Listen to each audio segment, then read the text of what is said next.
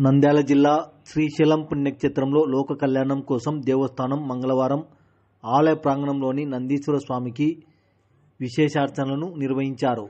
ప్రతి మంగళవారం మరియు త్రయోదశి రోజున దేవస్థాన సేవగా ఈ కైంకర్యం జరిపించబడుతుంది. నందీశ్వర స్వామికి శాస్త్రోక్తంగా పంచామృతాలతోనూ ఫలోదకాలతో మరియు మల్లికాగుండంలోని శుద్ధ జలంతో అభిషేకం నిర్వహించారు. తరువాత నందీశ్వర స్వామికి అన్నాభిషేకం నిర్వహించారు.